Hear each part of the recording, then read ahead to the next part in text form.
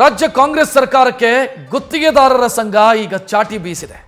ಒಟ್ಟು 7 ಮಂದಿ ಸಚಿವರಿಗೆ ಗುತ್ತಿಗೆದಾರರ ಸಂಘ ಪತ್ರ ಬರೆದಿದೆ. ಪೆಂಡಿಂಗ್ ಬಿಲ್ ಅನ್ನು ಕ್ಲಿಯರ್ ಮಾಡಿ ಅಂತ ಕೇಳಿಕೊಂಡಿದೆ.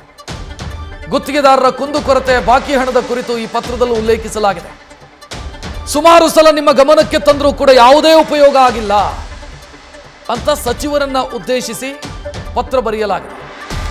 ಒಂದು ವೇಳೆ ನೀವು ಸಮಸ್ಯೆ ಬಗೆಹರಿಸದೇ ಇದ್ರೆ ನಾವಿದನ್ನು ಸಿಎಂ ಗಮನಕ್ಕೆ ತರ್ತೀವಿ ಅಂತ ಅವರು ಬರೆದಿದ್ದಾರೆ.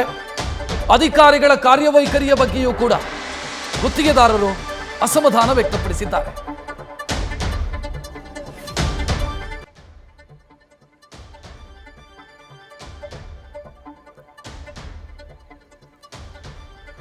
ಈ ಬಗ್ಗೆ ಹೆಚ್ಚಿನ ಡೀಟೇಲ್ ನೀಡೋದಕ್ಕೆ ನಮ್ಮ ಪ್ರತಿನಿಧಿ ಶಿವಪ್ರಸಾದ್ ನೇರ ಸಂಪರ್ಕದಲ್ಲಿ.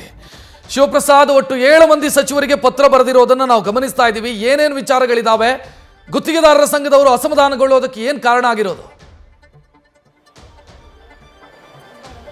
ಖಂಡಿತವಾಗಿಯೂ ರಕ್ಷತ್, ಈಗಾಗಲೇ ಡಿಸಿಎಂ ಡಿಕೆ ಶಿವಕುಮಾರ್ ಸೇರಿದಂತೆ 7 ಮಂದಿ ಸಚಿವರಿಗೂ ಕೂಡ ಕಾಂಟ್ರಾಕ್ಟರ್ ಅಸೋಸಿಯೇಷನ್ ಇಂದ ಪತ್ರವನ್ನ ಬರೆಯಲಾಗಿದೆ. ಪ್ರಮುಖವಾಗಿ ಈಗಾಗಲೇ ಬಾಕಿ ಹಣ ಬಿಲ್ ಪಾವತಿ ವಿಚಾರ ಕುರಿತಂತೆ ಆರಂಭದಿಂದಲೂ ಕೂಡ ಸಾಕಷ್ಟು ಸದ್ದು ಮಾಡ್ತಾ ಇತ್ತು. ಆರಂಭದಲ್ಲಿ ಕೂಡ ಈ ವಿಚಾರವನ್ನ ಅನೇಕ ಸಚಿವರ ಗಮನಕ್ಕೆ ತಂದ್ರು ಸಹಿತವಾಗಿ ಈ ತರದ ಯಾವುದೇ ಆರೋಪಗಳಿಲ್ಲ, ನಾವೆಲ್ಲ ಬಿಲ್ ಅನ್ನು ಕೂಡ ಕ್ಲಿಯರ್ ಮಾಡ್ತಾ ಇದೀವಿ, ಅಂದ್ರೆ ಜ್ಯೇಷ್ಠತೆಯ ಆಧಾರದ ಮೇಲೆ ಅಂತಕ್ಕಂಥ ಹೇಳಿಕೆಯನ್ನು ಕೂಡ ಸಚಿವರು ನೀಡ್ತಾ ಇದ್ರು. ಸದ್ಯ ಈಗ ಬಹಿರಂಗವಾಗಿ ಪತ್ರವನ್ನ ಬರೆಯೋದ್ರ ಮುಖಾಂತರ, ಅಂದ್ರೆ ಪ್ರಮುಖವಾಗಿ ಪ್ರಮುಖ ಖಾತೆಯನ್ನ ಹೊಂದಿರತಕ್ಕಂಥ ಡಿಸಿಎಂ ಡಿಕೆ ಶಿವಕುಮಾರ್ ಇರ್ಬೋದು, ಆರೋಗ್ಯ ಸಚಿವ ದಿನೇಶ್ ಗುಂಡೂರಾವ್ ಅವರು ಇರ್ಬೋದು, ಜೊತೆಗೆ ಬೋಸರಾಜ್ ಸೇರಿದಂತೆ ಇತರ ಸಚಿವರಿಗೂ ಕೂಡ ಬರೆಯೋದ್ರ ಮುಖಾಂತರ ತಮ್ಮ ಅಸಮಾಧಾನವನ್ನ ಬಹಿರಂಗವಾಗಿ ಹೊರ ಹಾಕಿದ್ದಾರೆ. ಪ್ರಮುಖವಾಗಿ ಈ ರೀತಿಯ ಬಿಲ್ ಅನ್ನ ಪಾವತಿ ಮಾಡತಕ್ಕಂಥ ವಿಚಾರ ಕುರಿತಂತೆ ತಮ್ಮ ಗಮನಕ್ಕೆ ತಂದಂತ ಸಂದರ್ಭದಲ್ಲಿ ತಮ್ಮ ಕೈ ಕೆಳಗೆ ಕೆಲಸ ಮಾಡ್ತಾ ಇರ್ತಕ್ಕಂಥ ಅಧಿಕಾರಿಗಳು ಸೂಕ್ತವಾಗಿ ಸ್ಪಂದಿಸ್ತಾ ಇಲ್ಲ ಎಂಬತಕ್ಕಂಥ ಅಸಮಾಧಾನವನ್ನು ಕೂಡ ಪತ್ರದಲ್ಲಿ ಉಲ್ಲೇಖ ಮಾಡಲಾಗಿದೆ. ಇನ್ನು ಬಿಲ್ ಅನ್ನ ಪಾವತಿ ಮಾಡತಕ್ಕಂಥ ವಿಚಾರ ಕುರಿತಂತೆ ಜ್ಯೇಷ್ಠತೆಯ ಆಧಾರದ ಮೇಲೆ ಬಿಲ್ ಅನ್ನ ಪಾವತಿ ಮಾಡಬೇಕು, ಇದ್ಯಾವುದನ್ನು ಕೂಡ ನಿಯಮಾನುಸಾರವಾಗಿ ಅಧಿಕಾರಿಗಳು ನಡೆಸ್ಕೊಳ್ತಾ ಇಲ್ಲ, ನಮ್ಮನ್ನ ತುಂಬಾ ಅತ್ಯಂತ ಹೀನವಾಗಿ ನಡೆಸ್ಕೊಳ್ತಾ ಇದ್ದಾರೆ ಎಂಬತಕ್ಕಂಥ ಉಲ್ಲೇಖವನ್ನು ಕೂಡ ಪತ್ರದಲ್ಲಿ ಮಾಡಲಾಗಿದೆ. ಇನ್ನು ಮುಂದಿನ ಹೋರಾಟದ ಆದಿ ಕುರಿತಂತೆನೂ ಕೂಡ ಪತ್ರದಲ್ಲಿ ಉಲ್ಲೇಖ ಮಾಡಲಾಗಿದ್ದು, ಕಳೆದ ಬಾರಿ ಇದ್ದಂತ ಸರ್ಕಾರದಲ್ಲೂ ಕೂಡ ಈ ರೀತಿಯ ಗೊಂದಲಗಳು ಉಂಟಾಗಿತ್ತು. ಆ ಸಂದರ್ಭದಲ್ಲಿ ನಾವು ಹೋರಾಟದ ಆದಿಯನ್ನು ಕೂಡ ಹಿಡಿದಿದ್ದು. ಸದ್ಯ ಈಗ 7 ದಿನಗಳ ಗಡುವನ್ನು ಕೂಡ ಈಗ ನೀಡಲಾಗಿದ್ದು, ತಾವು ತಮ್ಮ ಬೇಡಿಕೆಗಳಿಗೆ ಸ್ಪಂದಿಸದೇ ಇದ್ರೆ ಈ ರೀತಿಯ ಹೋರಾಟದ ಮಾರ್ಗ ಅನಿವಾರ್ಯ, ಜೊತೆಗೆ ಈ ವಿಚಾರವನ್ನ ಸಿಎಂ ಗಮನಕ್ಕೂ ಕೂಡ ತರಲಿಕ್ಕೆ ನಾವು ಸಿದ್ಧರಿದ್ದೇವೆ.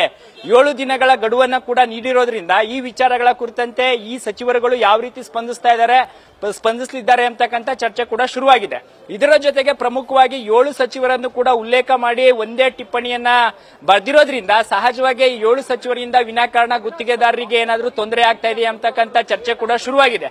ಅದೇನೇ ಇದ್ರೂ ಸಹಿತವಾಗಿ ಹಿಂದಿನ ಸರ್ಕಾರದಲ್ಲಿ ಉಂಟಾದಂತ ಗೊಂದಲ ಈ ಸರ್ಕಾರದಲ್ಲೂ ಕೂಡ ಕಾಂಟ್ರಾಕ್ಟರ್ ಅಸೋಸಿಯೇಷನ್ಗೆ ಗುತ್ತಿಗೆದಾರರಿಗೆ ಉಂಟಾಗ್ತಾ ಇರತಕ್ಕಂಥದ್ದು ಸ್ಪಷ್ಟವಾಗಿರೋದ್ರಿಂದ ಸರ್ಕಾರ ಇದನ್ನ ಗಂಭೀರವಾಗಿ ಪರಿಗಣಿಸಬೇಕಾಗುತ್ತೆ.